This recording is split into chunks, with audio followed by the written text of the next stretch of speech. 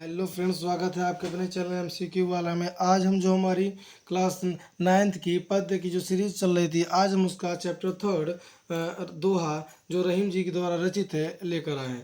अगर चैनल अच्छा लगे तो लाइक और सब्सक्राइब जरूर करिएगा, अपने मित्रों को जरूर शेयर करिएगा। ठीक है फ्रेंड्स, चलिए लेट्स स्टार्ट करते हैं। इसमें हमारा पहला दोहा है, जो रहीम उत्तम प्रकृति का करी सकल कुसंग, चंदन विष व्यापत नहीं लिपटे रहे भुजंग। ये हमारे क्लास 9 में टोटल हमारे 8 नंबर का आता है, निर्धारित किए जाते हैं, जो 2 नंबर संदर्भ का, 4 व्याख्या का और 2 काव्य सौंदर्य का दिया जाता है। ठीक है फ्रेंड, चलिए स्टार्ट करते हैं बिना देरी किए हुए। तो शब्दार्थ इसमें दिया गया है, आप देख लीजिएगा। संदर्भ, प्रस्तुत दोहा हमारी पाठ्य पुस्तक के काव्य खंड के अंतर्गत दोहा शीर्षक से उद्धृत है। यह कवि और रहीम द्वारा रचित रहीम ग्रंथावली से लिया गया है।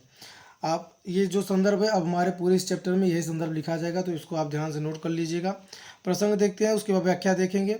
प्रसंग हमारा है, प्रस्तुत दोहे में कवि ने श्रेष्ठ व्यक्तियों के स्वभाव, उत्तम प्रकृति तथा चरित्र की दृढ़ता का वर्णन किया है। ठीक है फ्रेंड्स, व्याख्या देखते हैं। कवि और रहीम कहते हैं कि जो मनुष्य उत्तम स्वभाव एवं श्रेष्ठ चरित्र वाले होते हैं, बुरी संगत में रहने वाले भी उन पर कुसंगति का प्रभाव नहीं पड़ता है। जिस प्रकार चंदन के वृक्ष पर अनेक सर्प लिपटे होने पर भी चंदन के वृक्ष पर विष का कोई प्रभाव नहीं पड़ता है, ठीक उसी प्रकार उत्तम स्वभाव वाले व्यक्तियों पर भी कुसंगति का प्रभाव नहीं पड़ता है। काव्य आप सुंदर देख लीजिएगा, 2 नंबर का आता है, तो बहुत ही जरूरी है। क्या क्या है आप देख लीजिएगा।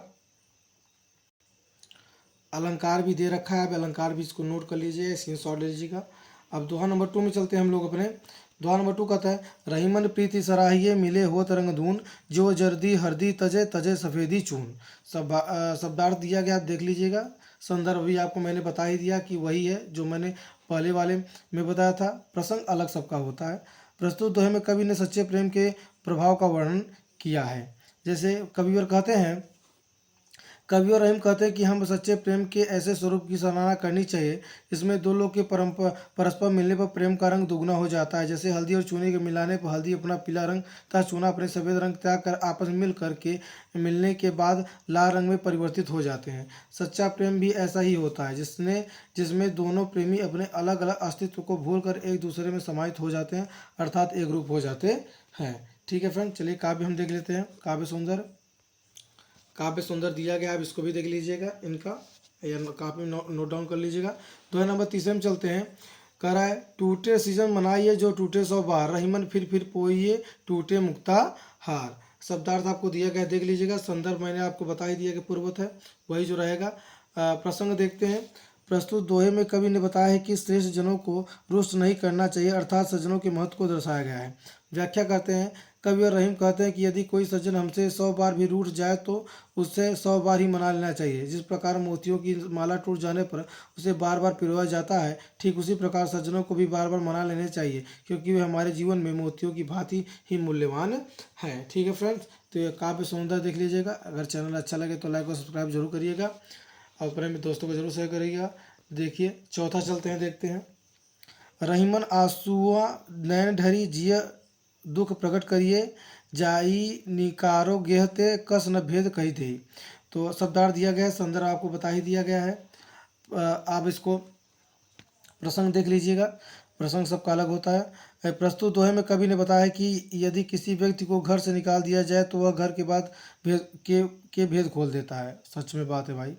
व्याख्या, कवि और रहीम कहते हैं कि जिस प्रकार आँख रूपी घर से निकालने पर आंसू हृदय के सारे भाव प्रकट कर देते हैं, अर्थात हृदय के दुख का भेद खोल देते हैं, ठीक उसी प्रकार यदि किसी व्यक्ति को घर से निकाल दिया जाए तो वह घर के सारे भेद बाहर खोल देता है।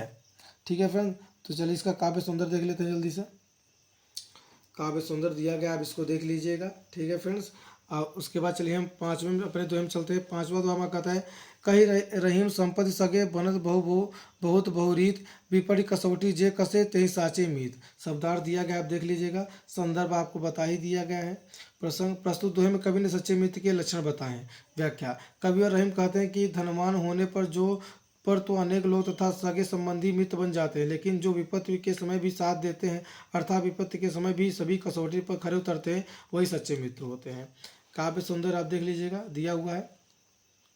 ठीक है फ्रेंड्स, इसके बाद हम अपना नेक्स्ट जो हमारा वीडियो आएगा उसमें हम दोहा नंबर 6 को लेकर आएंगे। ठीक है फ्रेंड, उसमें भी 4 से 5 दोहे को कवर करेंगे। अगर चैनल अच्छा लगे तो लाइक और सब्सक्राइब जरूर करिएगा।